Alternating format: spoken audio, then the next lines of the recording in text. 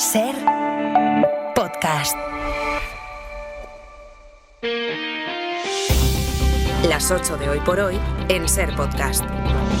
Hola, muy buenos días. Va a ser sin duda la noticia que va a marcar el día de hoy. Se la adelantó anoche la cadena SER. Hay una grabación que implica al secretario de organización del PSOE, a Santos Cerdán, en el supuesto cobro de comisiones vinculadas a la trama Koldo. De hecho, es una conversación que la UCO, la Unidad Central Operativa de la Guardia Civil, intervino a Koldo García y en la que participaron el propio Koldo, Santos Cerdán y también José Luis Ábalos. Ellos tres comentan que varias adjudicatarias de obra pública les deben dinero y hablan en concreto de más de 400.000 euros. Esta conversación se produjo cuando Ábalos ya no era el ministro de Transportes, después de que Pedro Sánchez lo hubiera echado del gobierno, y es esta conversación y lo que se dice en ella lo que provocó los registros de la Guardia Civil que hemos visto esta semana, que no fueron solo al domicilio particular de Ábalos en Valencia, sino también a 4 empresas, una en Valencia, otra en Granada y otras 2 ubicadas en Navarra. Sastre, buenos días. Buenos días, Barceló. Santos Cerdán lleva varias semanas negando informaciones que le señalaban a él y que se basaban en un informe de la UCO que no aparecía. Ayer mismo, en los pasillos del Congreso, él negaba cualquier operación irregular. Yo no tengo ningún miedo, no tengo nada que defenderme, además, no sé qué es lo que puede haber. ¿Usted no ha participado en ninguna adjudicación ilegal? En ninguna.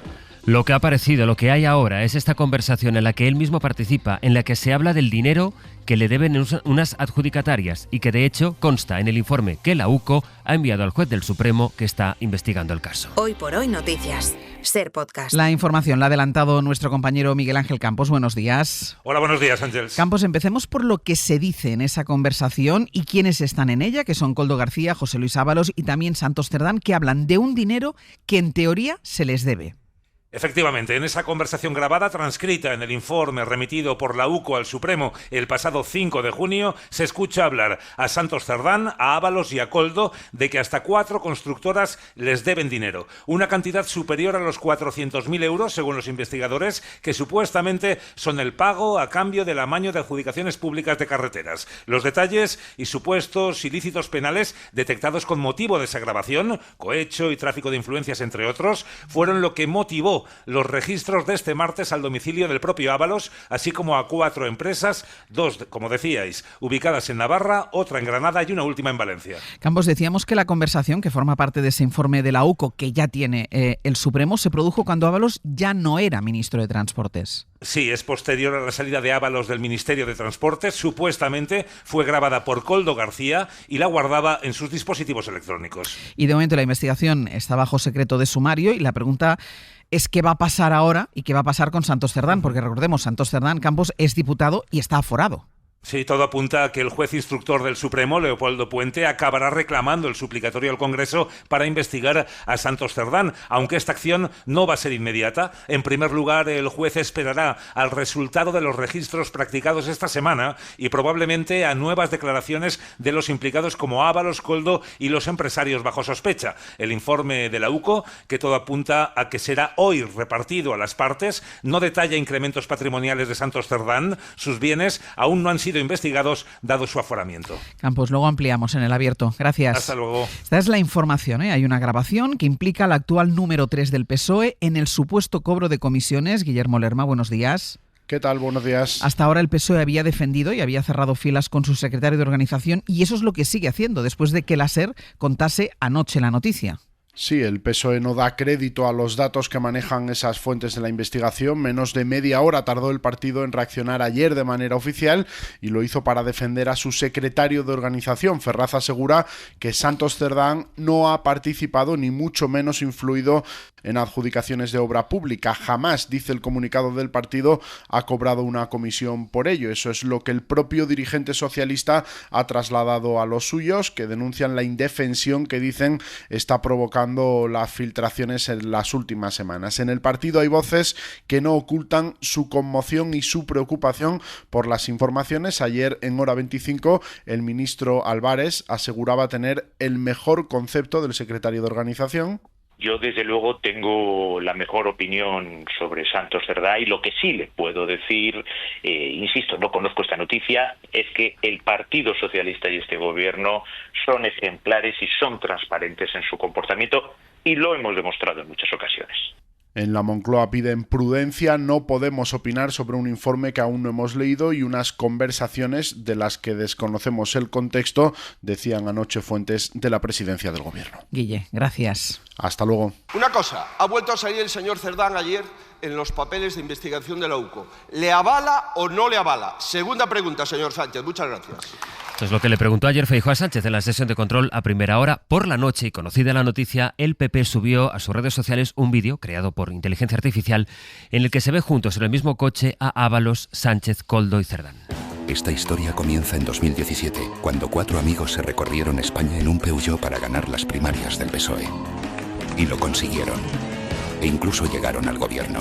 Los españoles no podemos tolerar la corrupción ni la indecencia como si fuera algo normal.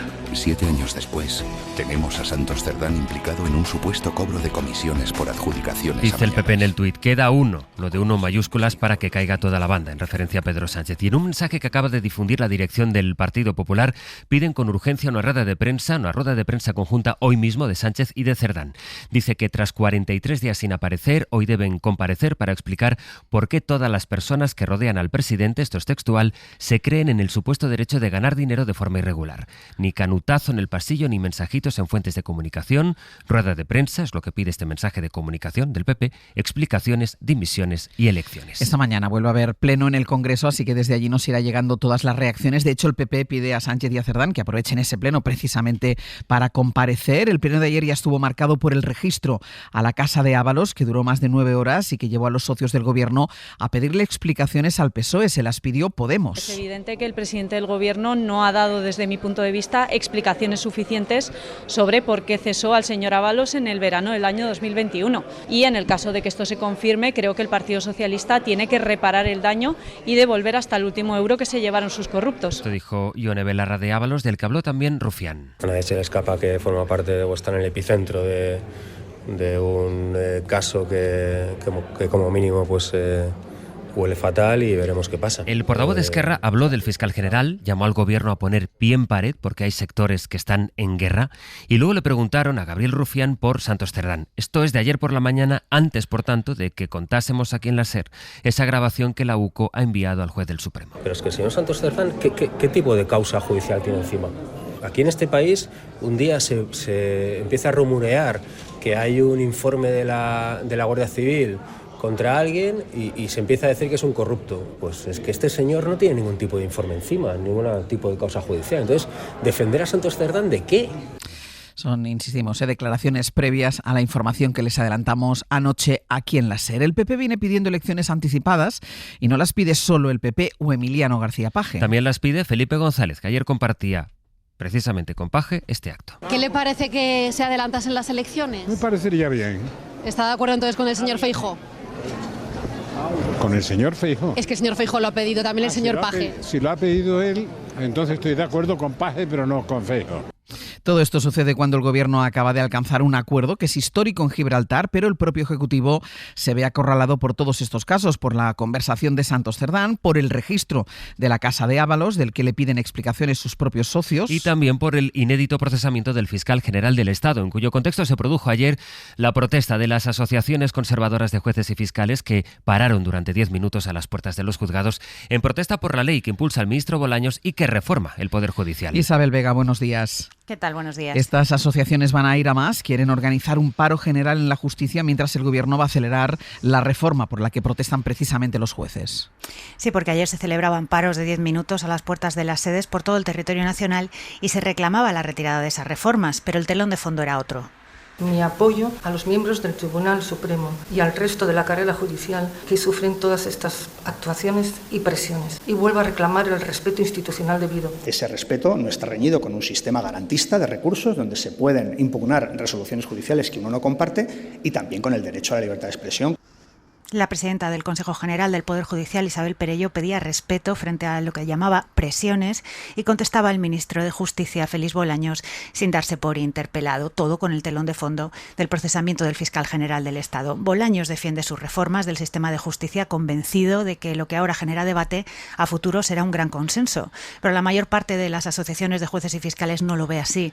Ayer cifraban en un 70% el seguimiento de los paros simbólicos convocados en las sedes judiciales de todo el país y anunciaron un paso más, la constitución de un comité de huelga para sondear a sus propias bases si respaldan un paro de mayor alcance y duración en el Poder Judicial que exija la retirada de esas reformas que afectan al acceso a la carrera judicial y fiscal y al funcionamiento de la Fiscalía. Isabel, gracias. A vosotros. Y además de todo esto, el Tribunal Superior de Madrid ha ordenado a la Oficina de Conflicto de Interés que investigue si Pedro Sánchez debería haberse abstenido en las decisiones que tomó el Consejo de Ministros sobre el rescate de Air Europa. El PP presentó la denuncia para que se investigaran los posibles vínculos de la aerolínea con Begoña Gómez, la mujer del presidente. Y es en mitad de todo este contexto en el que se produjo ayer, como les decía, el acuerdo histórico para Gibraltar, que llega 5 años después del Brexit y que acabará con la verja que separa el Peñón de la línea de la Concepción. Hablamos de eso en un minuto.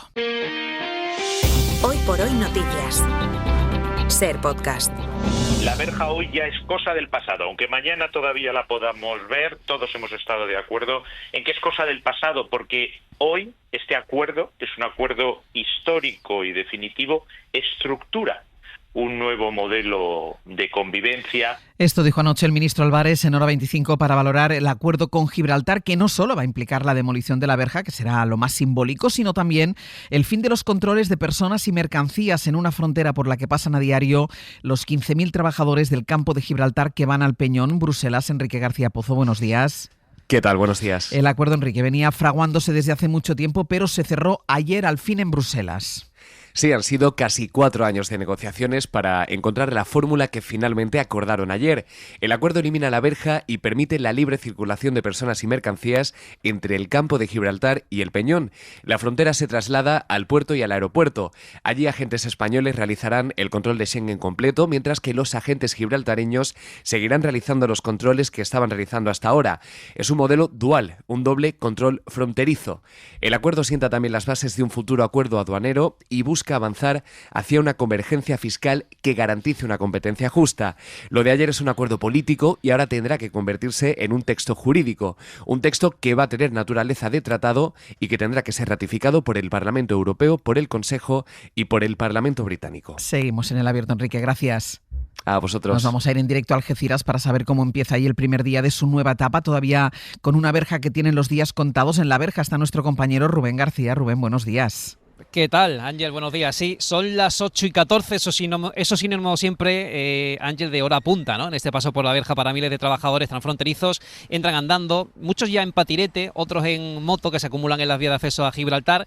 Está comenzando para ellos una jornada laboral más, pero realmente no lo es. Hay muchos medios de comunicación y es el día después de saberse aquí que esa barrera física que durante años y años ha separado territorios, pero que también ha visto cómo ha sido conflicto a todos los niveles, va a desaparecer. Hay cierta incredulidad todavía acerca de si después de ese acuerdo va a ser tan fácil transitar en la línea hacia el Peñón como han contado los negociadores. Para ello va a ser fundamental la reunión convocada por Exteriores mañana viernes en Madrid, a la que van a asistir los alcaldes en la zona. Y es que, Ángel, todavía hay muchos detalles que explicar, pero lo más importante, sobre todo para la ciudad de la línea de la Concepción, es que la fluidez en esa verja, ahora como te digo en su momento más intenso del día, se mantiene y eso genera tranquilidad para los trabajadores transfronterizos y también para la economía de una ciudad como la línea, como sabes, absolutamente dependiente del consumo de los gibraltareños. Ya decía ayer el alcalde de este municipio que el acuerdo de primeras es positivo, pero que también provoca que la línea se encuentre con un crecimiento de población y con problemas ahora quizá en infraestructuras o vivienda. A estas horas, la bandera británica que ondea en la cima del Peñón es empujada con fuerza por el viento. Eso es algo, lo del color de la bandera, Ángeles, que casi 300 años después tampoco va a cambiar este histórico acuerdo sobre Gibraltar, que deja aquí en la zona a partes iguales euforia, alivio y todavía muchas dudas. Pues luego, Rubén, volvemos en directo hasta la verja. Gracias. Hasta luego. Del acuerdo habló ayer Feijóo, que criticó la falta de información que dice que ha tenido del gobierno, y esto contestó Álvarez anoche en su entrevista aquí en la radio. No te puedes enterar por un teletipo algo que afecta a la integridad de tu país. ¿Sabéis qué pasa? Que ya tenemos antecedentes. Han cedido los intereses nacionales para solucionar incluso intereses personales en la política exterior. Queremos saber en qué consiste ese que llaman acuerdo. El Partido Popular ha tenido toda la información, toda, aparte de que esto que hemos alcanzado hoy iba en el programa electoral con el que el Partido Socialista se presentó a las elecciones en 2023. Que este acuerdo no cambia en absoluto ni menoscaba nuestra reivindicación de soberanía al respecto. Hoy por hoy noticias. Ser Podcast. En Los Ángeles ha sido una nueva noche de protestas y van 6 contra las deportaciones de migrantes que ha ordenado Donald Trump. Su portavoz en la Casa Blanca decía que las autoridades han detenido desde el viernes a 330 personas migrantes que participaban en manifestaciones contra las que Trump ha enviado a cientos de marines y ha desplegado a la Guardia Nacional en la segunda ciudad más poblada del país. La Casa Blanca contempla la opción de ampliar ese despliegue a otras ciudades a las que se están extendiendo ya las protestas. Washington, Sara Canals, buenos días. Buenos días. La advertencia de Donald Trump de recurrir a la misma estrategia en otros estados no ha frenado a manifestaciones de otras ciudades. Hay un claro efecto contagio y las protestas se multiplican en capitales demócratas. Pero también hay un efecto contagio en sentido contrario, con líderes que siguen el ejemplo de Trump. En Texas, el gobernador republicano también ha desplegado a la Guardia Nacional para supervisar varias manifestaciones. Así que la situación está lejos de descensarse y el lenguaje de la Casa Blanca continúa siendo igual de hostil. But President Trump will never allow mob rule to prevail in America. La portavoz del presidente, Caroline Leavitt, dejaba claro ayer que Trump nunca permitirá que la turba gobierne el país, y en el plano judicial hoy se celebrará la primera vista por la demanda que interpuso el gobernador de California contra el gobierno por el envío de tropas sin su consentimiento. Pues bien, en vísperas de esta cita, el Departamento de Justicia ha emitido un escrito argumentando que no existe ninguna base legal para impedir el despliegue de tropas federales y atacando a las Cortes por querer, según dicen, restringir el poder del presidente. Y en 10 minutos el abierto. Hoy compartimos con Estefanía Molina, Mariola Urrea y Josep Ramoneda. Para no perderte ningún episodio, síguenos en la aplicación o la web de la SER, Podium Podcast o tu plataforma de audio favorita.